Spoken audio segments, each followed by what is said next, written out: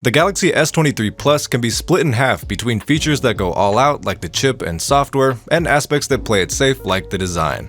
That fully flat design is the first thing you'll notice with this phone, and it's inoffensive as it gets. 3 camera cutouts, hole punch front camera cutout, and really nothing else to say besides that it does look like an iPhone. But the script gets flipped when you use the phone and experience Samsung's One UI skin running at 120Hz. The screen is bright and colorful, and the software fully takes advantage of that with a smooth, reliable, and feature-packed Android experience. The Snapdragon 8 Gen 2 and 8GB of RAM power all that, rounding out a software plus performance package that's best in class. But on the flip side, again, there's the cameras. Samsung made the safest bet they could here and changed nothing with the hardware versus last year. The software does improve things a bit, and the results are still great, but they don't go all out. But this flip-flop between best-in-class and safe bet features is the story of the S23 Plus.